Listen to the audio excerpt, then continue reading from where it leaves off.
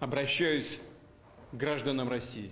Je m'adresse aux citoyens russes, au personnel des forces armées, des forces de maintien de l'ordre et des services spéciaux, aux combattants et aux commandants qui sont en train de se battre à leur poste de combat et de repousser les attaques de l'ennemi, et qui le font héroïquement. Je le sais. Cette nuit, j'ai parlé une nouvelle fois aux commandants de tous les secteurs. Je m'adresse également à ceux qui ont été entraînés par la menace ou par la tromperie dans une aventure criminelle, à ceux qui ont été poussés sur la voie d'un crime grave, d'une rébellion armée. La Russie poursuit actuellement une lutte extrêmement dure pour son avenir. Elle repousse l'agression des néo-nazis et de leurs patrons. De fait, la machine militaire, économique et informationnelle de l'Occident est lancée contre nous.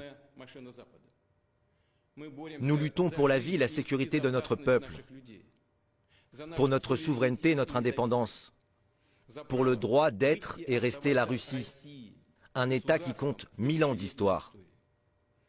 Cette bataille, dans laquelle se joue le sort de notre peuple, exige l'union de toutes les forces, unité, cohésion et esprit de responsabilité.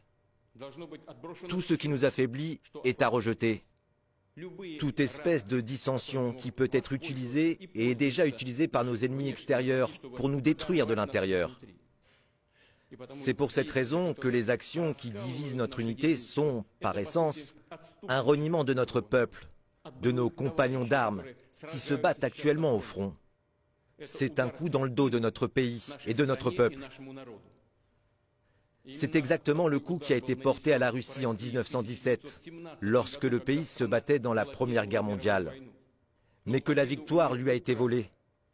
Les intrigues, les querelles, la politicaillerie dans le dos de l'armée et du peuple se sont soldées par un bouleversement extrême, par la destruction de l'armée et la désintégration de l'État, par la perte de vastes territoires. Le résultat fut la tragédie de la guerre civile. Des Russes ont tué des Russes. Des frères ont tué leurs frères, et les intérêts lucratifs ont été récoltés par toutes sortes d'aventuriers politiques et de forces étrangères qui divisaient le pays et le déchiraient. Nous ne permettrons pas que cela se reproduise.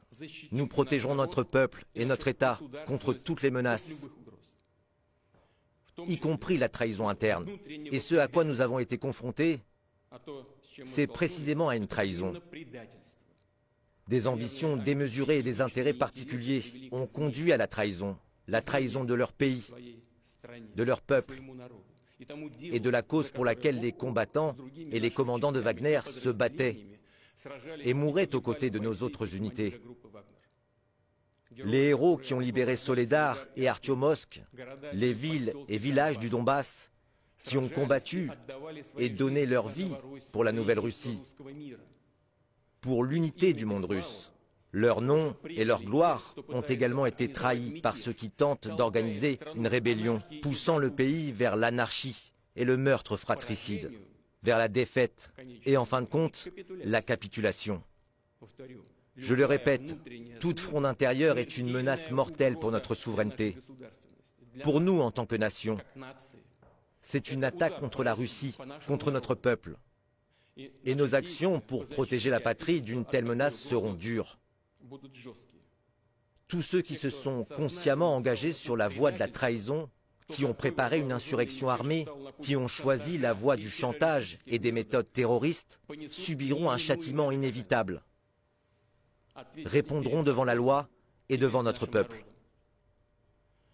Les forces armées ainsi que d'autres autorités publiques ont reçu les ordres nécessaires et des mesures antiterroristes supplémentaires sont en train d'être mises en place à Moscou, dans la région de Moscou et dans un certain nombre d'autres régions.